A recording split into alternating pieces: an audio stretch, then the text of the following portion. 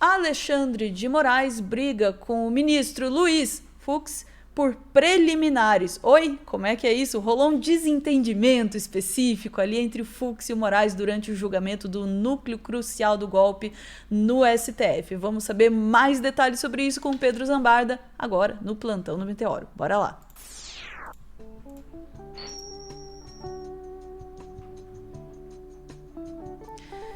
Pois é, parece que o Alexandre de Moraes e o Fux, assim, estão num momento tenso da relação deles. É isso? Houve uma discussão a respeito de preliminares. Meu Deus do céu, a quinta série tá explodindo. Depois de arrolarem todas as questões, depois do Durante chat, a sustentação oral. durante a sustentação oral, não tem nada a ver com as relações e nem com as que as pessoas fazem no seu íntimo. Rolou essa treta nos primeiros 5 minutos. Nana, que já provou pra você que oficialmente o Fux é o pior ministro da Suprema Corte dessa sagrada primeira turma que botaram a boca Eu ia na falar, cadeia. peraí, porque a competição é foda. Calma que tem o Cássio, tem o André disso. Mendonça, tem o Toffoli eventualmente, enfim, mas é isso. Vamos ler então aqui, o que é as tais preliminares, que não é o que vocês estão pensando, seus safadinhos. Fux interrompe Moraes no início do julgamento para avisar que vai se pronunciar sobre pedido de defesas. Vamos entender aqui. Ministro Luiz Fux marcou posição logo no início da fase de votos do julgamento da trama golpista, nota do Globo, tá, gente? Como contraponto ao voto de Alexandre de Moraes. Após o relator avisar que analisaria os pedidos preliminares das defesas e em seguida iniciaria seu voto, sem, portanto, submetê-lo aos demais integrantes da primeira turma, Fux avisou que iria se manifestar separadamente os questionamentos dos advogados dos réus, que incluem o ex-presidente Jair Bolsonaro e outros 7 integrantes do governo passado. Entre os pedidos de preliminares apresentados estão reclamações sobre cerceamento de defesa, pelo excesso de documentos incluídos no processo pela Polícia Federal, um pedido dos advogados de Alexandre Ramagem para suspender a imputação a ele por organização criminosa e questionamentos sobre a validade da delação premiada do tenente-coronel Mauro César Barbosa Cid, e o entendimento do relator é pela rejeição das solicitações. Essas preliminares já haviam sido apreciadas pela primeira turma em fases anteriores do processo, ainda no momento do recebimento da denúncia feita pela Procuradoria-Geral da República. A maioria dos ministros entendeu à época que o Supremo é competente para julgar o caso e que não havia motivo para suscitar a ação penal, rejeitando as alegações das defesas. O que disse o Fux na hora? Só pela ordem, excelência, Vossa Excelência está votando as preliminares. Eu vou me reservar o direito de voltar a elas no momento em que apresentar meu voto. Desde o recebimento da denúncia, por questão de coerência, sempre ressalvei ter ficado voto vencido nessas posições. O ministro explicou que, embora acompanhe a dinâmica de Moraes, pretende retomar o debate sobre esses pontos quando for a vez de votar. Assim como Vossa Excelência está indo direto ao voto, eu também vou, mas farei referência às questões processuais quando chegar a minha vez, completou ele. O que são essas tais preliminares, Ana? Vamos falar agora sem piadinha nenhuma. Quando o Gonê solta a denúncia, vocês lembram que o Fux manifestou divergências nos votos dele, mas votou pelo encaminhamento do processo. Naquele momento o Bolsonaro não estava com tornozeleira, Bolsonaro não estava em prisão domiciliar, Bolsonaro não estava na situação que ele estava hoje. Só teve a denúncia recebida pela PGR. As preliminares, que são os questionamentos dos advogados sobre prazos, sobre a delação do CID, sobre todas essas questões que supostamente melariam o processo, o Moraes afastou essas questões. Então, assim, o Fux pode fazer um voto amanhã de 10 horas, tá, gente? O Fux pode fazer o Senhor dos Anéis, versão estendida, com o Peter Jackson lá, conversando com os elfos e com os anões. Não importa. A maioria do colegiado, porque tem uma questão, gente, nesses julgamentos, que é o seguinte, é jurisprudência. Se você tem uma maioria formada, se as decisões foram levadas adiante e houve uma concordância mínima, mesmo que o Fux diga que há mérito em alguma preliminar de alguma das defesas, o efeito é nulo, Ana, porque ele não vai conseguir levar isso adiante do ponto de vista de realmente gerar alguma questão a ser debatida na dosimetria ou se os caras vão ser condenados ou não. Isso não existe. É diferente do Flávio Dino que diz: vou condenar por todos os crimes, mas esses 3 aqui eu não vou dar as penas majoradas. Eu vou dar as penas minoradas. Aí sai uma sentença diferente. Você entende? Apesar da decepção que a gente teve com o Dino, ele tá na mesma linha do Alexandre. Sim. Estão todos alinhados. Só que o Fux tá querendo dizer que ele vai desalinhar sem desalinhar, entendeu?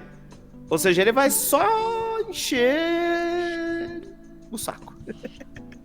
Com toda a frequência, você tá mutada, mas a gente entendeu o que você falou exatamente. E a gente vê isso no vídeo em que rola a interrupção.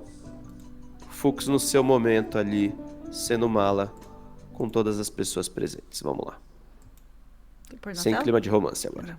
Senhor presidente, só apenas a ordem. Por favor. Vossa Excelência está votando as preliminares, eu vou me reservar o direito de voltar a elas na oportunidade em que eu vou votar.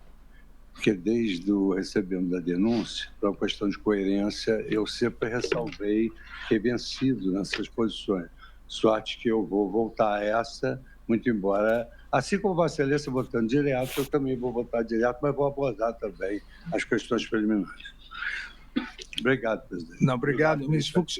Só constatando, todas essas preliminares até agora que eu me referi, todas foram votadas por unanimidade, inclusive com o voto de Vossa Excelência.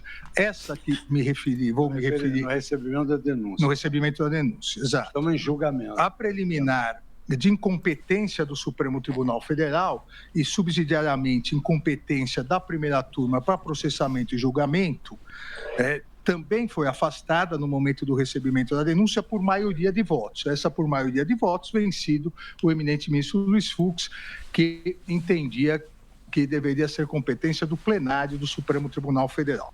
Então é isso, gente. O Fux, por exemplo, ele era contra a primeira turma votar essas condenações. E ele foi voto vencido. Ele vai fazer, na verdade, uma volta amanhã e vai ficar em cima disso, entendeu? Essas questões preliminares. Que no final das contas, gente, assim, vamos ser muito sinceros, é discurso bolsonarista para descredibilizar a corte, que é aquilo que o Flávio Dino disse no voto dele. É aquilo que a gente tem que evitar. A Suprema Corte, ela tem que ter autonomia e o seu próprio funcionamento, inclusive para se defender dos ataques que foram realizados por réus desse tipo. Ela não pode se submeter, gente, ela não pode se submeter a constrangimentos, porque essas preliminares dos advogados, no final das contas, são constrangimentos aos julgadores. Entendeu? Tirando as piadinhas de fora, é isso, gente. A gente vai ver o Fux dando aso para discurso bolsonarista. Ainda bem que ele não vai pedir vista, né, Ana? Ele pode, mas tudo indica que não. E aí vai a Ana jogar água fria no meu chopp. Sinceramente, assim, era só o que me faltava ele pedir vista. Espero que não. Não duvido, não apostaria, porque, assim, sinceramente, pode vir tudo do Acho que Fux se ele pedir vista, a gente pode fazer a festa da Velma, né? Não vou dizer isso, que depois vão dizer que eu estou incitando as pessoas, né? Metaforicamente apenas. Mas, assim, o Fux deixou bem claro mesmo que no voto dele ele vai se posicionar muito, muito contrariamente, né? Agora, é uma posição, engraçado, né, que recentemente, assim, claro, o STF tem tido uma cobertura bastante extensa da imprensa e é muito comum, assim, a prisão do Bolsonaro, prisão domiciliar do Bolsonaro causa clima tenso no STF, causa constrangimento entre os ministros. Agora, não causa constrangimento, eu achei, sinceramente, eu achei constrangedor o Fux levantar essa questão, não, vou falar das preliminares aqui, e o Alexandre de Moraes ter que dizer para ele, escuta, isso aqui foi votado, inclusive, com o voto do eminente ministro. Né? O senhor votou para afastar uma preliminar e agora vem aqui dizer, não, eu vou abordar as preliminares aqui, só para dizer, tá? A mesma coisa, essa questão das preliminares que foram rejeitadas, afastadas lá no começo, no recebimento da denúncia. Essa coisa, né, de julga ou não julga na primeira turma e tudo mais. Ele já deixou claro, né, ou pelo menos indicou aí, que ele vai de novo insistir nesse ponto, que foi onde ele foi voto vencido. E lá no recebimento ele falou disso, e agora de novo ele vai falar disso. Aí você tem que se perguntar, a que serve? Bom, como o Pedro estava apontando, juridicamente, pode ser que não mude nada, de fato, né? Porque ele vai Não vai, continuar numericamente fazendo... não vai. Não vai, né? Ele é Vai um ser voto voto só, vencido. não muda embargo, vai ter embargos talvez de declarações infringentes, eles não conseguem influir porque precisa de 2 votos contrários. Exatamente, né? A menos que tenha um cálculo e alguma surpresa que a gente não está sabendo, não vai influir nisso.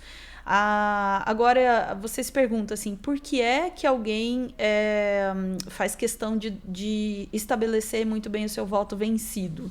Né? Pensando na vida, assim, situações onde eu fiz isso na vida, era onde eu queria deixar muito bem claro que minha opinião era contrária por uma questão moral, né? Não, eu queria deixar bem claro, aceito, respeito, porém gostaria de deixar bem claro que minha posição é diferente. E aí a gente tem que se perguntar, né, quando isso está acontecendo de forma pública, num julgamento altamente publicizado, né, e com toda razão, né, porque é o julgamento de um ex-presidente e de militares numa tentativa de golpe, né? Onde, né, e de que maneira, neste contexto, essa demarcação ideológica do Fux é interessante para ele, né? Politicamente, ideologicamente, enfim, né?